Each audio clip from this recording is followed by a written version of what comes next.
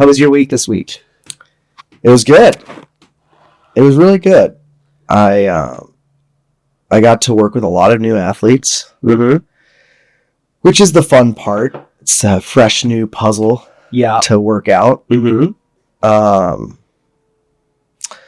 wife's out of town, so I also had to do all of these things as a single parent. Shout out to people raising kids by... Shout out to Rebecca McIntyre. She was a single mom, doing it all on her own. Oh, God. I wish I could sing that song right now. Do you know the song? I don't remember the song. If you give me the tune. I don't have the... I wish that I could... What was her... Her show was named Reba. Yes, it was Reba. Oh, but I just remember one of the lines of the lyrics is like, I'm a single mom doing it on my own. Why don't you tell... I don't want to throw Brooke under the bus. But why don't you tell the viewers, the two viewers, which is essentially Brooke and probably Candy. Candy might be listening. I don't know. Candy might not be listening. I don't think she's listening. No, she's not listening.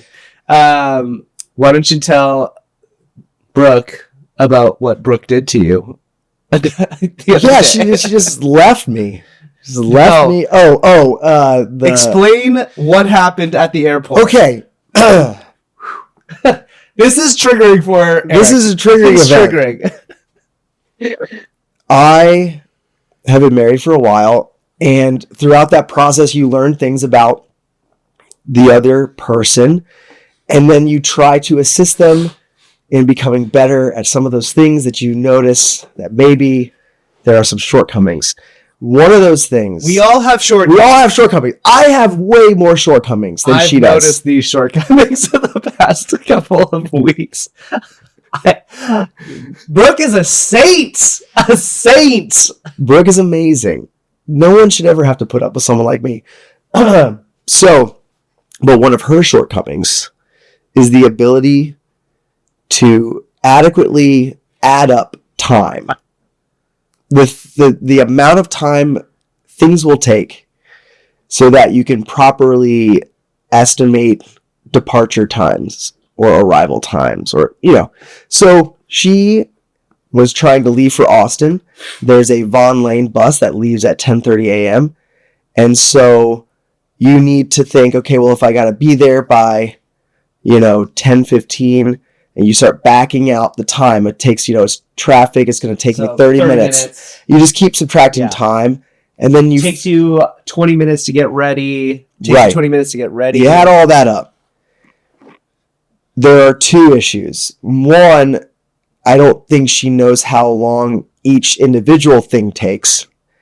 So that's also going to set you up. And then I also notice that she'll just forget whole pieces that need to be added to the equation. Right. Like, we need to make sure that Henry's stuff is packed before all that stuff has got to get buttoned up. So, like, you have to add that whole event into the timeline. Yeah, so all of this led to her being quite frazzled, arriving to the location for the pickup for Vaughan Lane, and realizing then that she couldn't leave her car parked there because it's like $30-some a day, or no, like it's way more than that actually. It's highway robbery, but it's really expensive. So I get a text saying, I need you to go get my car from the Vaughan Lane parking lot. Mm-hmm. I left you my keys. I put them behind the rear wheel. So in some, random parking lot by like a DoubleTree hotel is her car, which is keys behind. Right. If somebody knew. And so the other funny thing about this text message is it's happening literally in the middle of the day while we were on the floor. Yeah. Yeah. I'm like trying to work and I'm getting like SOS messages. Yeah. It's not even like, oh, we're on break or on lunch. It is like we are in the middle of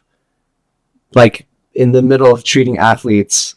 Normally, I might like look real quick. If it's a family member, I might look at my phone real quick and put it away. but it's very jarring when you see a wall of text. I guess how many? Here's just a general question: how many texts do you get from Brooke in a day that are percentage-wise that are essentially like nonsensical that you don't really even need to address? Is she like a just like texter of texting you just to text? No, I would say maybe on average only like 10%. Oh, okay. So most of the time when she texts me, it's following up on something. Hey, did you remember Henry needs more diapers to be brought to his school. Don't forget when you pick Henry up, we're going. It's logistic. Why is she reminding you so much on this stuff? Why can't you just like put it on a Google Calendar or a notepad? I have weaponized my ignorance to a point where those are not my. We're talking about shortcomings. Those are my shortcomings. Yeah. I've also realized this, which is you have to remind Eric something about at least 5 times. I operate really well in the now. Brooke, you are a saint. Okay, so when we just like all of this led to me having to go figure out how to get her car. I'm at the clinic with my truck.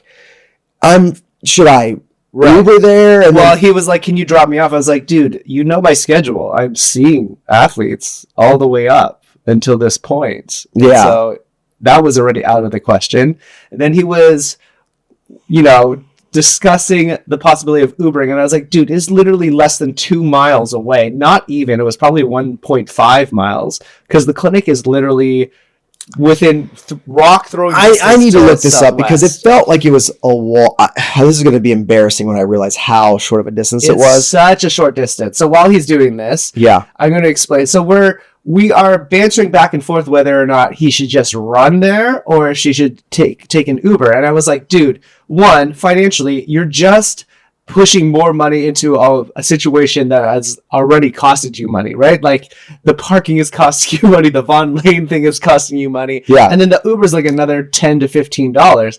I was like, and we have been discussing at the beginning of the year that we both need to not be fat kids. We need to take the decision that is the healthy decision, which is run there. It would be a fucking 15-minute jog to get there, and you're now burning calories because it's kind of cold, and you're burning calories because you're jogging, and you're saving money in the sense of you're not spending $12 on an Uber, which if you actually look at if Brooke had actually just planned it correctly, she could have just Ubered to the airport cheaper than how much it costs to park there, most likely. So I was just like, let's just make the good decision.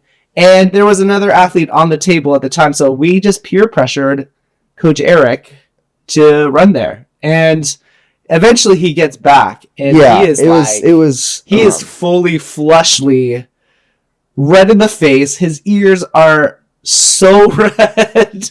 My ears are very red. It's over 2 miles. It was over 2 miles. He was like, that I did not account for the wind. The wind was really bad. It was really, really windy. And I felt like it just, no matter which way I turned, it was coming at me. Yeah, and he was only wearing quite a thin. I was wearing like a base layer, black diamond thing, which it was so sunny. It looked so nice out. I thought it was nice. It was 42 degrees. Yes. Then the wind chill got me. Probably 32 down. It went down to 42 to 32 with a wind chill. Yeah. 100%. And so, when I got to the car, I was like, oh, this was a bad idea. And I'm just like, whatever. It's just like a 15-minute cold tub. That's what it is. That's all. You got to recontextualize it. But I learned a lot of things, namely, the Nike Metcons are not great for running. No, they're so flat. No, I just feel I'm running in clogs. Yeah. And I can't run. Yeah. I mean, I can't run well at all. And there's nothing worse than being on a busy street and you're like, everyone is looking at me and wondering, what is he doing? That's not true, because there's CrossFit Odyssey over there, and I know for a fact that John and Ellie have people running up and down Lemon all of the time. So okay, You're I just wasn't. being self-conscious to be self-conscious. Well, yeah, obviously. Anyways, it was quite a Ugh. ordeal. Thanks, Brooke. Everyone Another should be able to day. just go out and just run 2 miles, though, and that was it was eye opening. I should be able to run that and not be I was gassed. Yeah, I mean, when's the last time you ran? It's been a minute. It's been a minute. been a Like we're minute. talking like months and months. Yeah, this is part of like physical preparedness. You gotta get there. Yeah.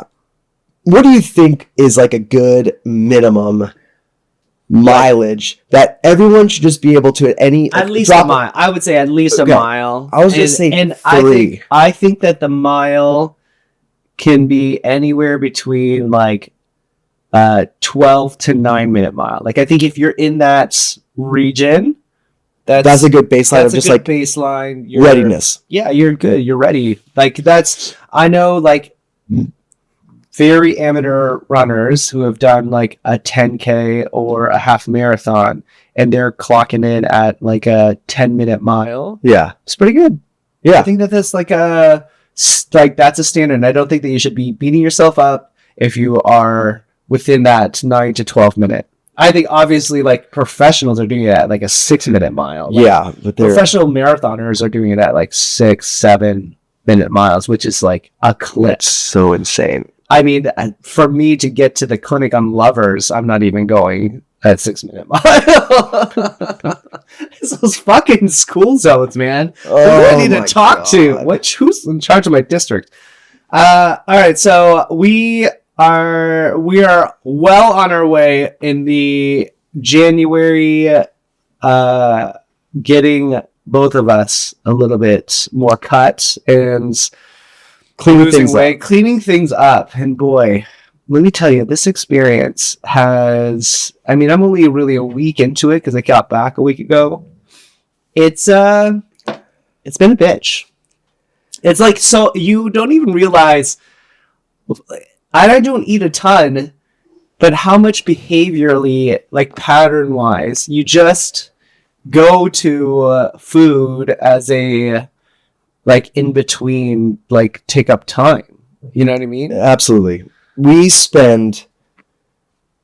You don't realize most of your day is eating, and then when and what are you eating next? It's just Yeah, it's like this like never ending thought of like, what am I going to eat? What am I going to make? And then Yeah. when am I going to eat it? And then when you're done eating, you're like, when's my next meal? And also just like in the in between, or you come home, you just assume you're going to eat. Yeah. It's just a weird. Yeah, it's I've known this because I've done Prolong, which is like a 7-day fast essentially. Yeah. And I get it. It's just and also fighting this mental, like this mind body connection of you feel hungry, but you know that you have to be a little like I've just eaten and I'm still a little bit hungry. And the reason why I'm still hungry, I know this, that I scientifically know why I still feel hungry is because I'm eating way more protein and less carbohydrates and less fats, which is carbs and fats help you feel full. Yeah. But I know I've eaten enough and I'm still like, I'm starving. Lay off, I'm starving. Lay off me, I'm starving. Can I have some fries? Can I have some fries? Yeah, it's a trip. I think we should actually just start off with that, which is, I mean, do I just have to mentally push through that? Yeah. Yes. Like the idea that you should always feel full is a modern thing.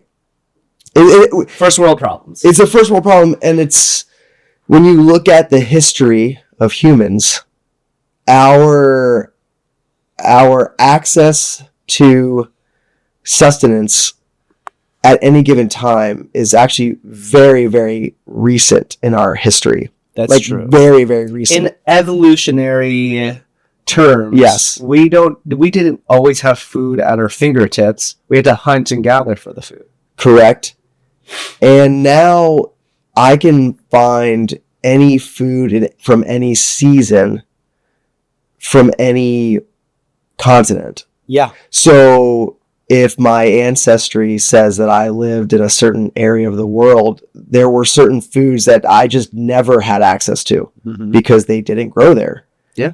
And if it was a certain time of the year, you just didn't eat those foods because they weren't growing. So it's definitely something that people should just be more aware of when you're looking at what your diet consists of, that it's only in recent times that you could have bananas year round, or you could have, access to certain fruits or would normally be out of season. So using that understanding, it should be pretty obvious that we overconsume carbohydrate mainly because carbohydrate was the most scarce item before. Right, and that's a great lifting off point of, we have been discussing what my diet is, so I kind of give him every other day kind of a rundown of like what I ate or what I'm planning on eating that day. And recently, I generally work out at 5:30 in the morning, and then I'll come home and if it's my early days, I will just do a shake, and then if it's like my later days where I come in at 10, I will make breakfast, and that breakfast generally consists of essentially congee, which is like rice water. Mm-hmm. And a part of that is like, I need to calm my stomach down before I drink any type of coffee because of the ulcers. And then I'll have a little bit of protein in that congee. But what did you tell me? What I noticed was that the majority of the calorie intake was coming from quick digestible, like liquid form, and a little too high from a carbohydrate standpoint. Like the ratio of macronutrients in the meal was skewing too carbohydrate heavy. Then I would get to work. I would make myself a shake that had banana, some strawberries, a little bit of peanut butter, and then I have essentially 60 grams of protein. And then I would split that up. I would drink that around 11:30, and then I would drink the other one at like 2:33. And then I would come home around, again, depending on the day, but generally in the early days, I'll eat, when I come home early, I'll eat at like 6. On my late days, I'll eat at 8. It's later. And that always has a little bit of rice, definitely protein, vegetable, always some type of vegetable. It's generally skews more to like bok choy or broccoli. Yeah. And he was still like, a lot of it is still coming from, like, I guess the science of actual, and I've made this, I will be the first to admit that I've made this mistake, which is I'm replacing meals with a liquid shake. Mm-hmm. And that what you're telling me is like, it's not great. No, I really only recommend the protein shake as an additional, and I generally only recommend shakes when people are trying to gain. Usually, if it's like a strength athlete, we're trying to put on some more muscle, or you have like those people that say like, oh, I'm a hard gainer, like someone who's maybe fairly skinny or underweight for their height, then I will recommend shakes. But if the goal is to lean down, then the most important aspect of the diet should be consuming real food, and the digestive process begins with saliva and chewing. So you're making it harder on your gut, on your stomach, if it's just like bypassing that initial stage and just like falling in, Which again leads me to the next thing that my stomach doctor said, which was, she was like, you need to fucking eat way slower. Yeah. We all do. It's like Chew your food, like literally chew way longer than you think you need to be chewing. yeah. Because she's like, the saliva is breaking down the food. Like you're skipping a step of breaking down your food with your teeth, just physically, and then chemically your saliva is breaking down the food. Yep. And you're going to feel more full because you're chewing slower and you're eating slower. So the portion size of what you're actually eating is much smaller. And then when it gets down there, then the acid has time to actually, which is part of the reason why I have a fucking ulcer. Is like, when you're I'm just like, yeah. And as again, many of you are entrepreneurs out there, you know the plight of an entrepreneur, which is like, I have about fucking 15 minutes to just squeeze in 15. Yeah. 5. To squeeze in whatever nutrition that I can get, and then I gotta get the fuck to the next thing, which is like my life. And it's learning how to like literally slow down. And it's hard. I'm not saying that I'm perfect at this, but yeah, I am trying to actually chew my food much longer. And one of the changes I've made was I'm still having a shake, but I'm like at lunch, I will just eat straight tuna and then literally maybe 15 grams of carbs, which is just crackers. So there's some yeah. Or when it comes to just easy access, things that you can eat raw. So like yesterday you had the carrots. Yeah. That's awesome. Yeah. Like any type of raw vegetable that you can snack on. I do sliced peppers with some avocado. So your body likes to get things packaged together. Like the human body is really amazing and incredible, but everything about how we function makes sense from an evolutionary standpoint. It all is supposed to, everything is set up for a reason, basically. Yeah. So when you're looking at, the way your body processes certain things and why it processes carbohydrate differently than protein, it's all from an evolutionary standpoint for survival. So we need to like function. We really just need protein and fat. There's essential fatty acids, your different omega profile, and you have essential amino acids. Essential, for those of you that don't know, the reason why they're called essentials is because your body cannot produce them on its own. That you have to have access to them from diet. Your body doesn't have a process to like make those. There's no such thing as an essential sugar acid. Yeah. Those don't exist. So, yes, your brain needs glucose, things need glucose, but your body has processes to create those things from fat and protein. Right. You could break down. So what you're saying is like, you could break down fat for glucose. Like, correct. That's what's happening. Which is why you don't need it. I think of carbohydrate as your energy requirement for activity. So if you are a very active individual, you're looking to take in enough energy to support that task. But if your goal is to lean down, then you need to be consuming less energy than you're expending, right, which is the hard part. Because what most people do is they increase their activity, they work out more, they go, or I'm going to CrossFit 5 days a week.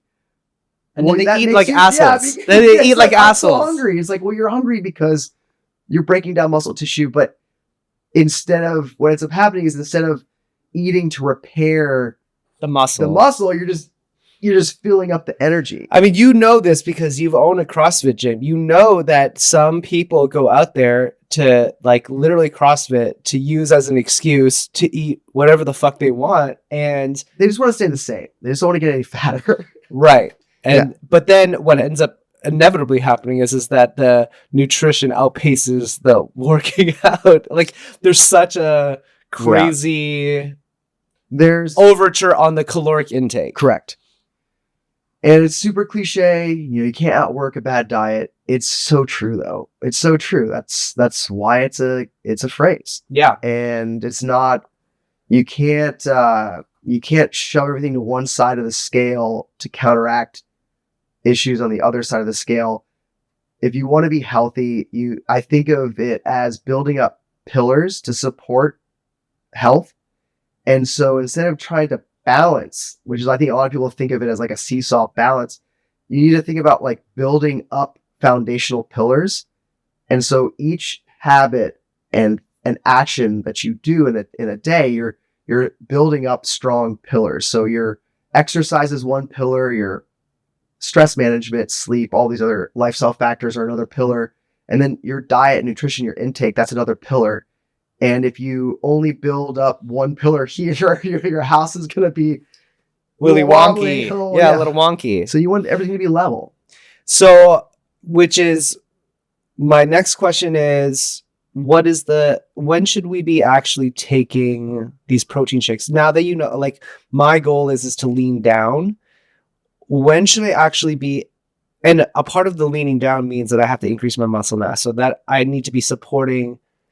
My diet needs to be supporting what I'm trying to do, which is lean down and also increase muscle mass. Increasing muscle mass will increase my BMR, my resting metabolic rate, which will increase a deficit of like caloric expenditure it makes it versus easier caloric to be intake. in caloric deficit because your body is burning more. Your basal metabolic rate is higher. So when should I actually be taking this? How much protein in the shake? Like, what should I be putting in the shake? That's like the details.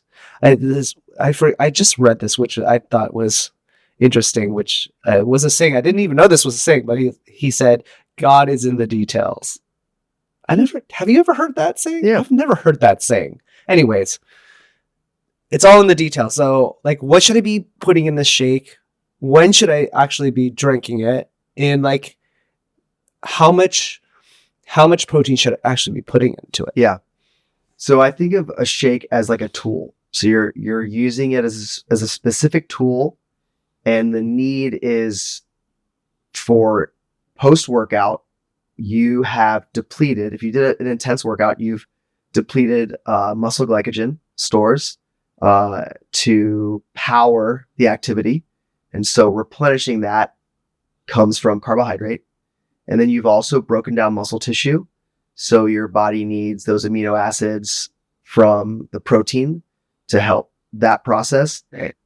And then fat, I think of fat as flavor. Fat is like, is satiating. And there's also, your omega-3s are really important for just general anti-inflammatory. So if you think of the shake as like a tool necessary to accomplish all of those things post-workout, you are going to adjust those things based on the type of workout. I think we can go down. Let's just keep say it really high level, right? I'm just saying I'm just doing essentially high intensity muscle. I think in general, the shake should be a little bit higher in carbohydrate content. Okay. Because it's the tool, and the reason for it is that post-workout window where insulin's already up, cortisol's already up. What's the window? Generally 30 to 60 minutes, post-workout. And then just like scientifically, they call that what? An epoch, right? Don't they call that epoch? What do you mean? That's the window between. Maybe I have heard that before. I've always I'm pretty sure it's epoch. We can fact check that. It probably is. From a hormonal standpoint, there are things that happen when your body is stressed and your body is required to perform. Then you have certain hormonal reactions to that physical stress, and we can actually take advantage of that, because now your body doesn't have to do that same hormonal response from the trigger of the food being ingested. It's already happened. Like the insulin's already up. So it's a way to sneak in food without an additional blood sugar spike. Yeah. So that's the science behind it and the reason why people do it. So you're saying, okay, let's go to the details. I should put like a full banana in there. It's fine. Yeah, full banana is great. Fine to put like 4 or 5 strawberries and like a handful of blueberries. Yeah. And then am I putting 30 or 60 grams of protein? Because there is already some carbohydrate in the actual protein powder. Correct. I always err on more. I would put 60.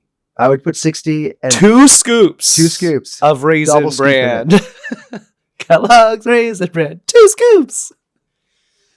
Of tricks. Yeah, I always err on more. You can't overdo protein.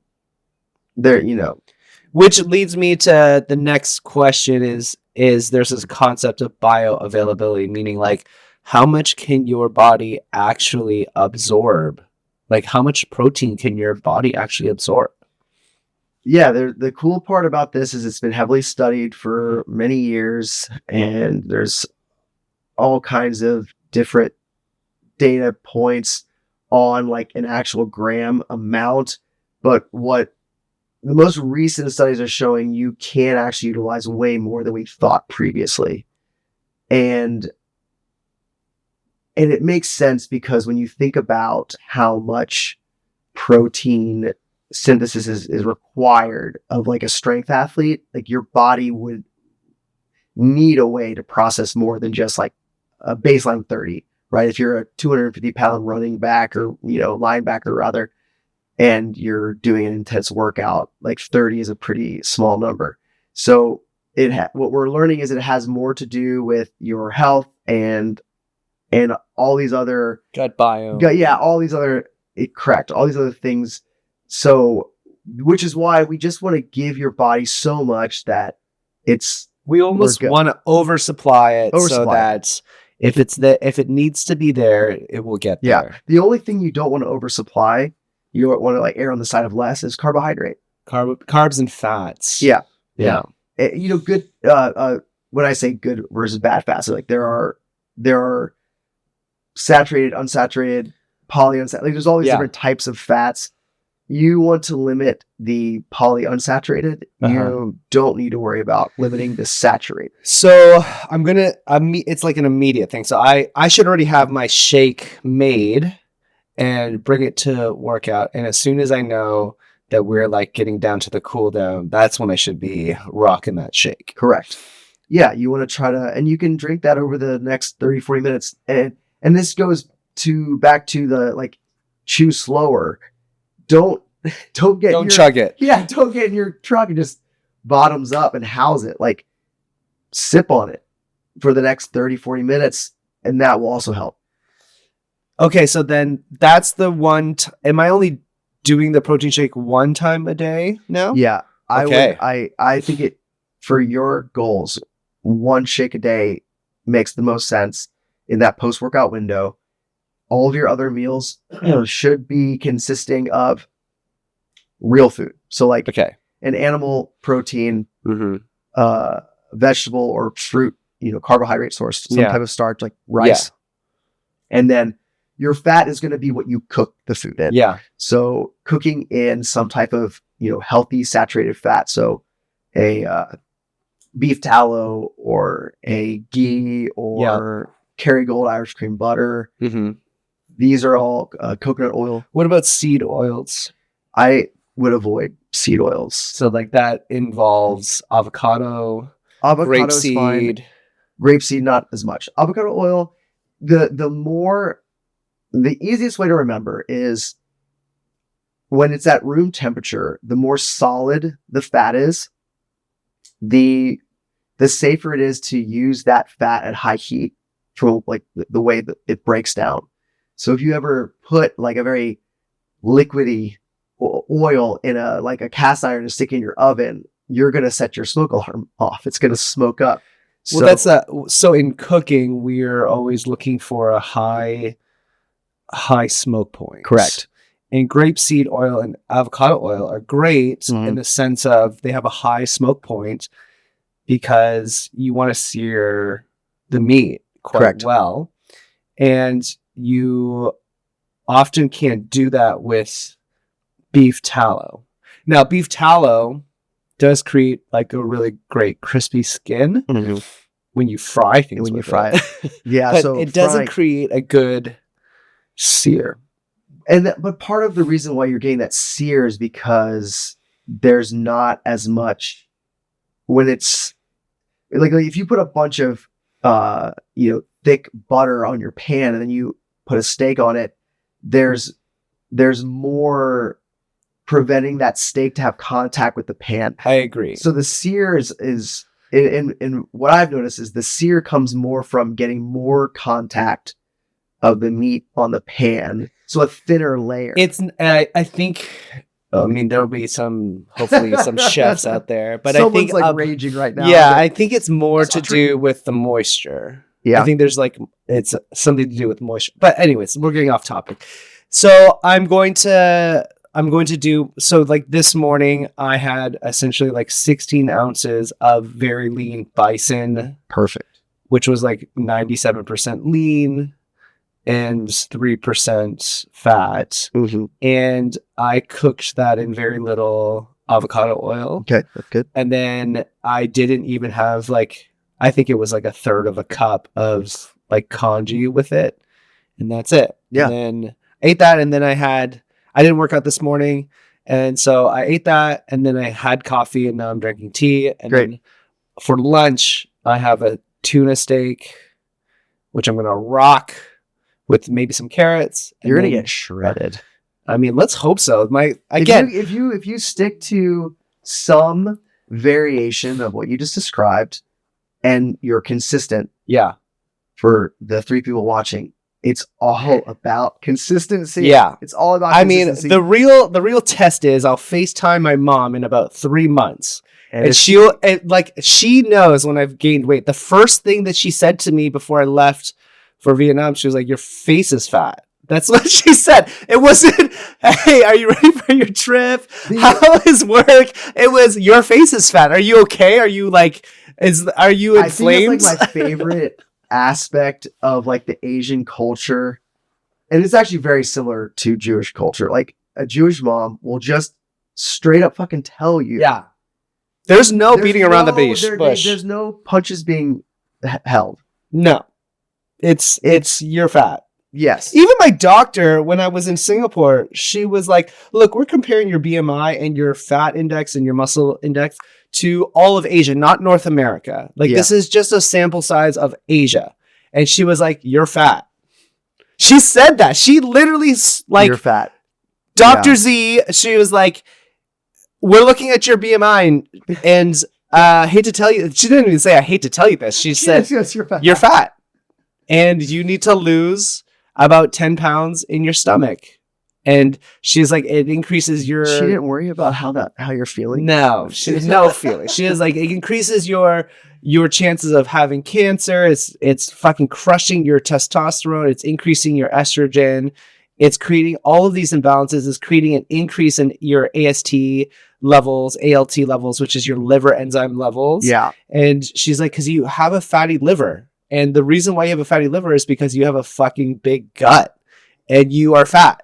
And she said it twice to me. She's like, "You are fat and you need to there's no such thing as fat shaming in Asia." Let me tell you, no. She just straight up was like, "You're fat." I was like, all right, well, I guess I'm a fatty now. That's it. Okay. So everyone could do to just hear things like that more often. So one of the strategies obviously is to let's clean up my diet. So we're in the process of cleaning my diet. The next process is we need to increase my muscle mass. So tell us why increasing my muscle mass is important. So we touched on it a little bit earlier, just talking about your basal metabolic rate, but muscle mass, skeletal muscle, requires more energy to maintain. So when you are carrying around more muscle mass, your just baseline requirement of energy consumption goes up. So, and that's just from a metabolic standpoint. That what you're essentially saying is when you have more muscle mass, you're just to run your body, just requires more energy. You are increasing the base level. If you have 3 cars parked next to each other at a red light, and you have a 4-cylinder, an 8-cylinder, and a 12-cylinder car. Let's just break it down for Brooke. If you have a big truck and a small car and a motorcycle, you have a motorcycle, you have a nice Golf sedan, and then you have my fucking crazy ass TRD truck. When you're just sitting there idling, the truck is using more gas. Yeah. And, for this analogy, the size of the vehicles doesn't really work, but you know what I'm saying? Like, your body needs more energy to just run idle.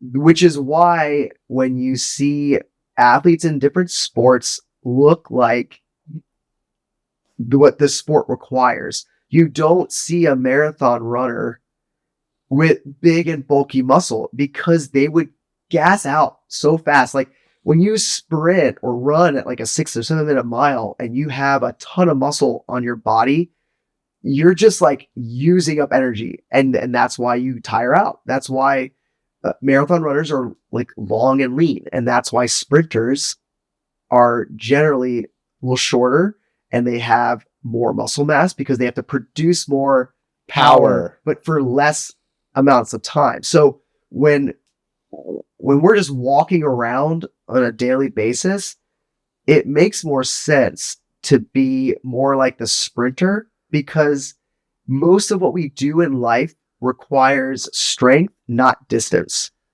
Yeah, and I might get canceled for this, but the one thing that I absolutely cannot stand is this narrative that when women do strength training, they get big and bulky. They get big and bulky, and they're like, "Well, I don't want to lose weight. I just want I want to lose weight, or I want to slim down. I want to lean. I don't want to get bulky, but I want to get bulky." And like I'm not. I've heard this in the clinic, which is like I've done 2 weeks of like bench press, and I feel like my shoulders are bigger, and I'm getting way more bulkier in my arms. Which is like so many. There's so many. You know what it feels like to use your body. No, but there's so many myths. There's so many myths packed into that one sentence, which is like, one, there's no such thing as like spot reduction or muscle mass, right? No. Like there's no such thing as that. And two, there's no fucking way that you had created that much muscle in 2 weeks. No, no way. It takes years to put on, like a few pounds of lean, like fully lean muscle tissue. And if you were going to be,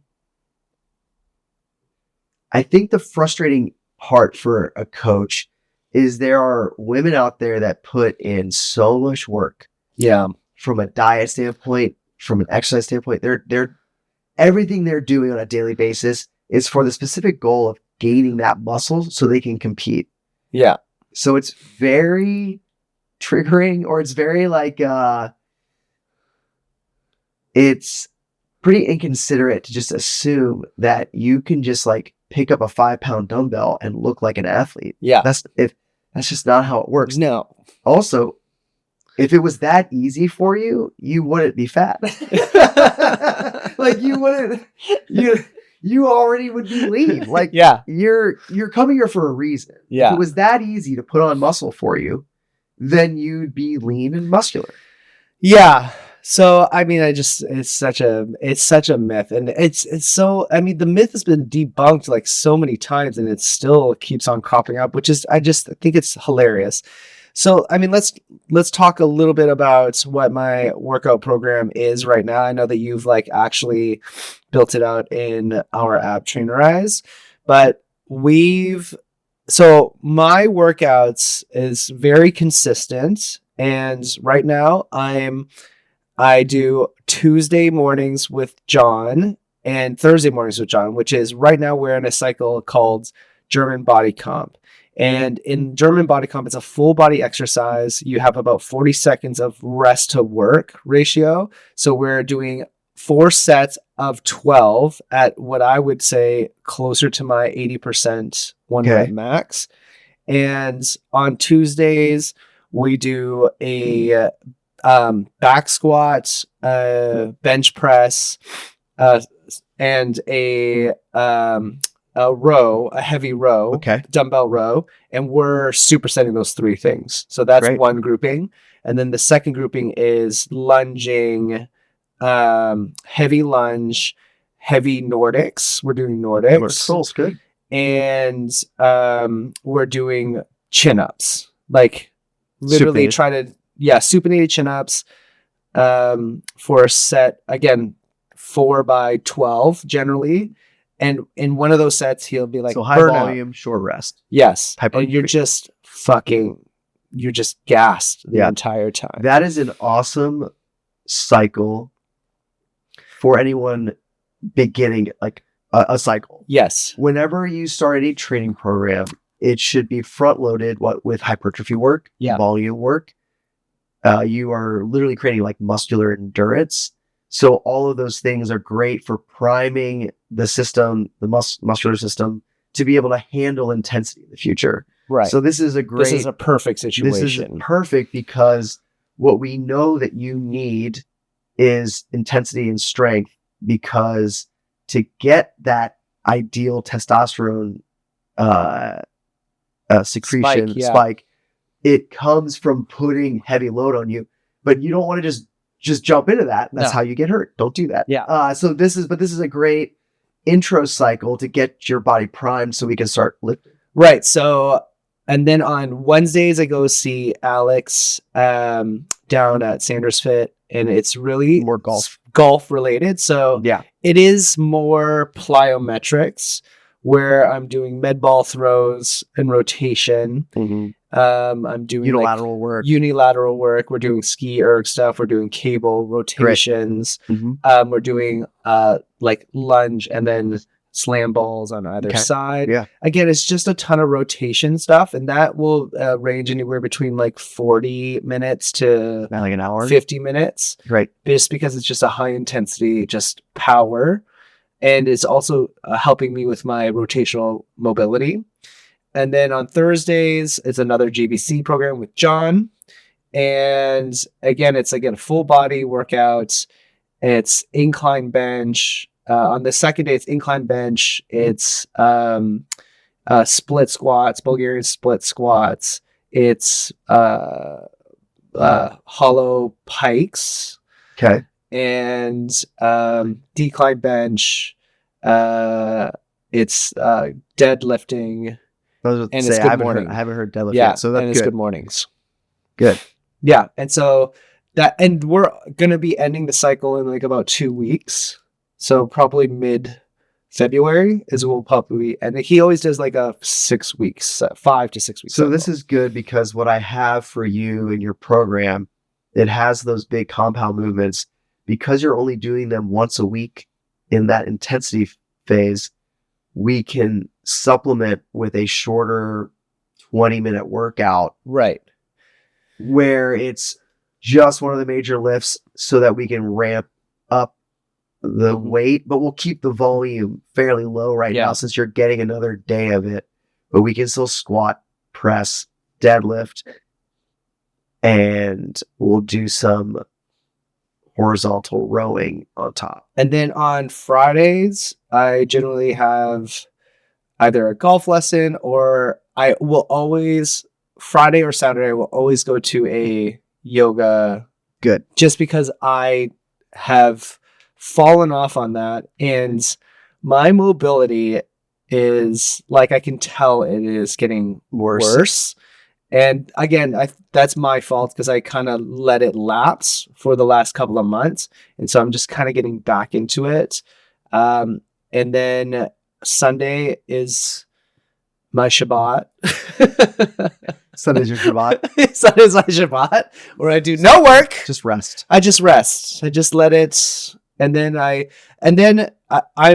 should probably work out on Monday just to start the week off strong. So that's where I feel like I'm going to add in the heavier lifts. Yeah, Is the I think Monday, so. and, Monday. and then also probably Wednesday afternoons too. Perfect. Yeah. I think this is interesting where, and I'll be the first to admit, excuse me, some of my preconceived notion was like I have to work out for 60 minutes. Yeah, you don't. You don't need to work out that long. I mean, it's anything is better than nothing. And quality over quantity. I think a lot of people they work out for 90 minutes, but they're just walking through the motions. They're not really getting much out of that workout. I would rather you get a 20-minute workout and it's like Banging. intense. Yeah. I think that's interesting in the sense of it's more of an idea of putting money in the bank, right? Like you're just like making small Yeah. deposits Yeah. over time that can accumulate to really great results. Correct. And I think our viewers out there might have this kind of black or white view of it, which is like, well, I can't work out for 90 minutes, so I'm just not going to do it at all. It's the all or nothing binary.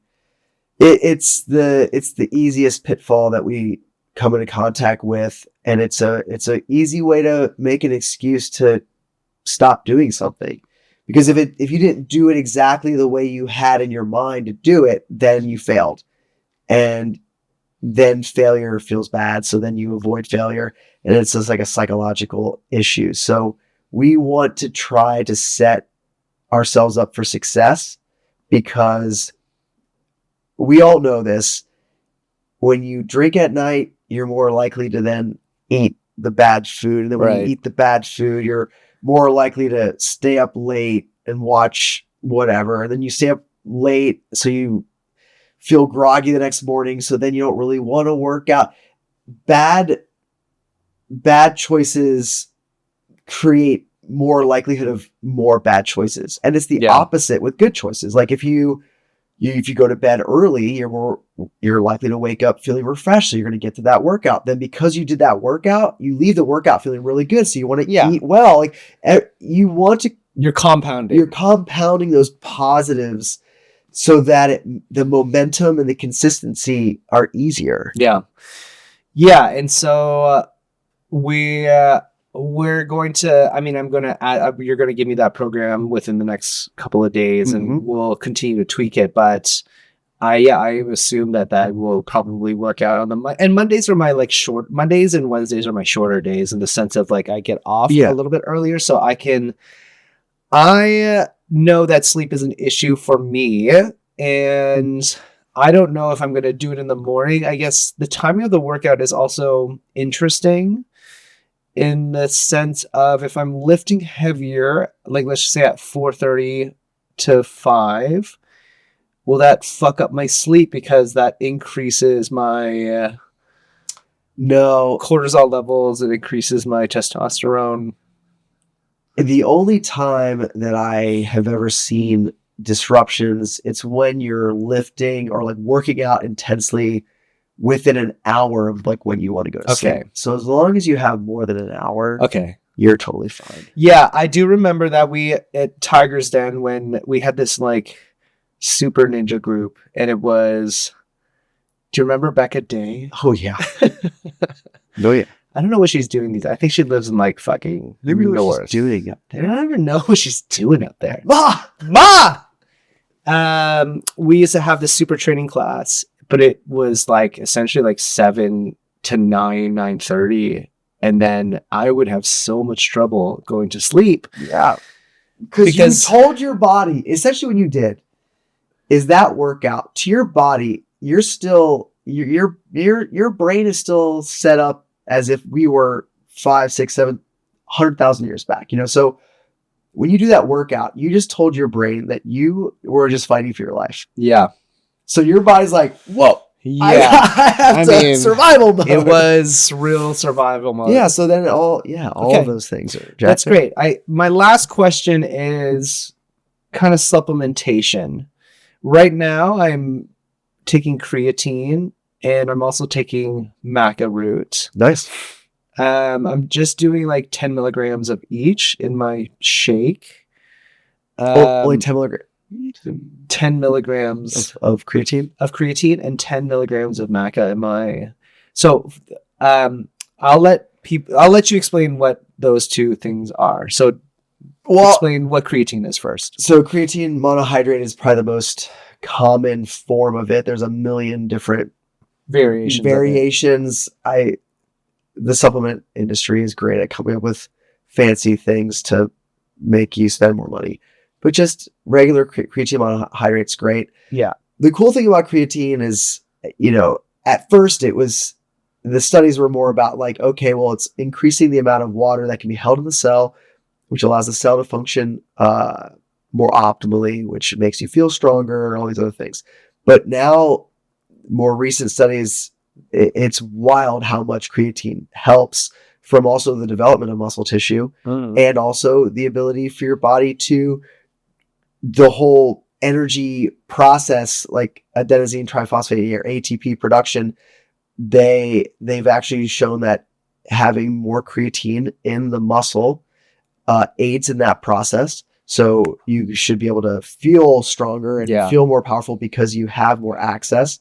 And then that in turn allows your body to grow muscle tissue as well. So it helps in all of these different ways, which is great. I think that you should take a second to maybe debunk some of the myths around creatine, because I had a mom call me separately from her son's appointment, asking me a ton about creatine because he was taking creatine as a 16-year-old. And she was like, I don't want him to die and like have kidney failure and so on and so forth. And I was like, look, it's totally fine. I know how much he's taking. He was like taking 20 milligrams a day.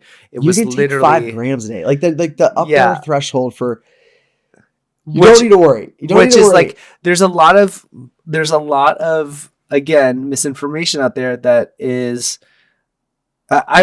I mean, I remember taking creatine when I was like 15 years old, which is more than 20 years ago. And it was like just the budding of having creatine, and people were like, you're going to die. You're going to have renal failure and so on and so forth. And it's not common.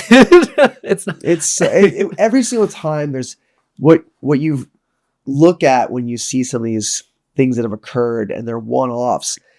You start to just see there are other things going on separately. There are other variables. Yeah, that like really didn't have anything to do with the creatine. So you don't need to worry. You can take creatine. It's totally fine. The whole like, oh, it makes you retain water and you get puffy. Like, yeah. Correlation is not causation. Yeah. And everyone's different in how they handle things. So that's why you start small. And then you slowly dose as you continue to go. I guess, how do you know what your upper limit of creatine?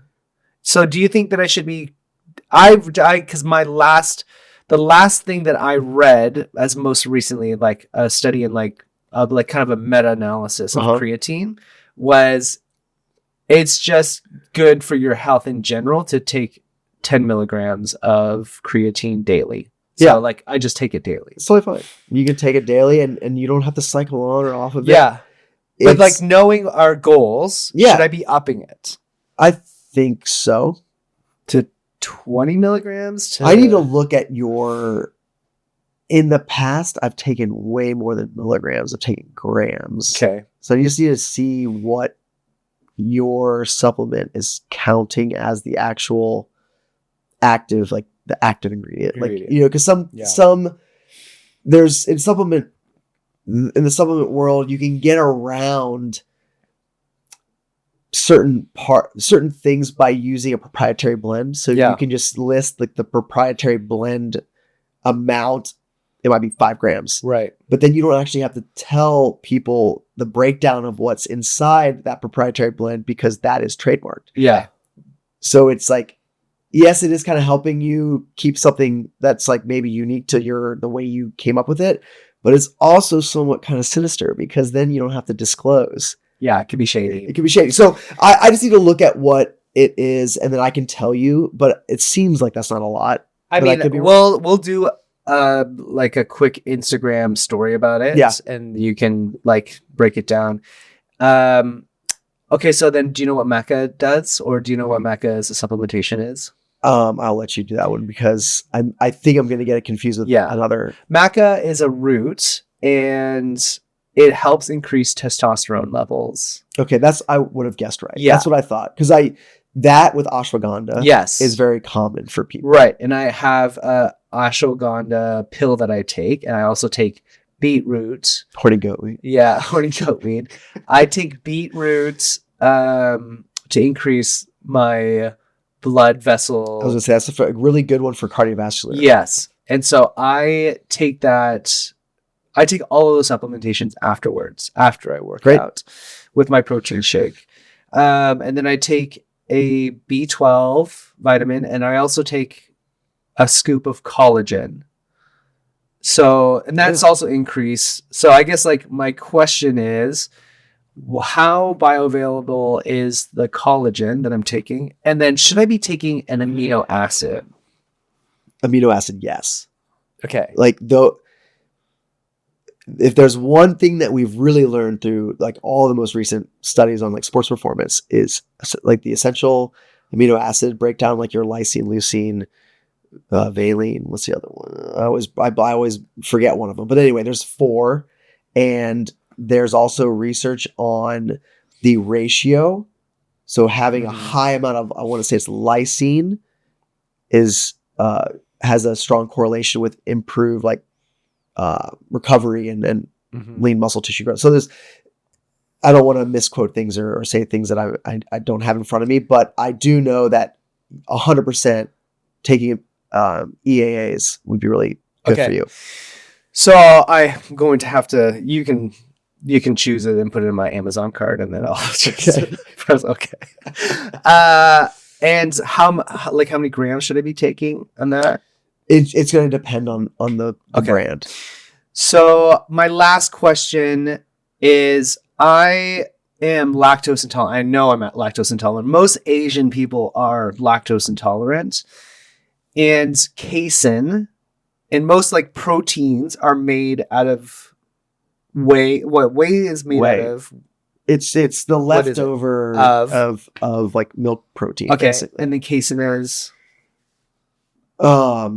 it's just a different, it's a different lactose molecule. yeah, exactly. Just a different molecule. So those are the two most common, those are the two most common ways in which protein is made. Correct. And most, like 90% of protein powders are going to come in a whey or casein. Yeah, mostly whey. Casein, not as, and casein is more slow digesting. So a lot of people will recommend doing casein at night for access for that slow digestion throughout the night. And whey more is like fast acting. And for those of you who get the bubble guts, I get the bubble guts. It's because of the lactose. Like you can't, like we're not.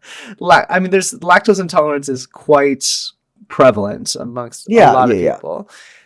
So the other thing that like makes my case a little bit more complicated is like I am allergic to egg products too. Yeah. So you don't have a lot of options. I don't have a ton of options. So we'll do another video of like what proteins I can actually take. Yeah. Well, I think that'd be a great follow-up would just be going through the different types of protein supplements on the market, whether it's soy product, pea protein, egg white. Like there's so many.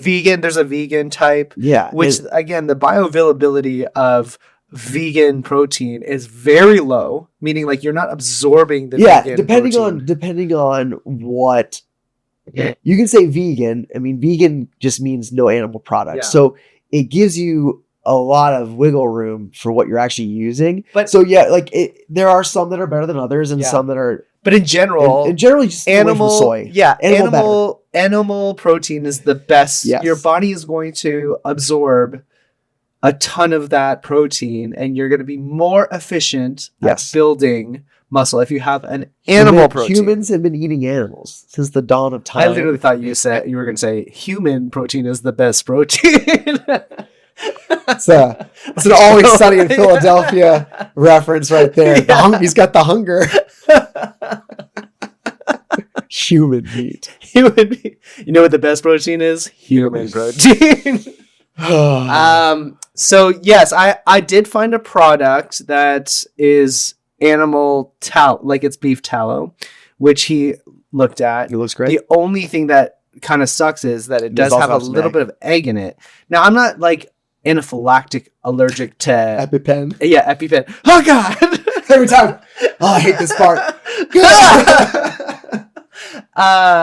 But I haven't necessarily felt my normal reaction to having egg, which is having like severe skin reaction, like eczema.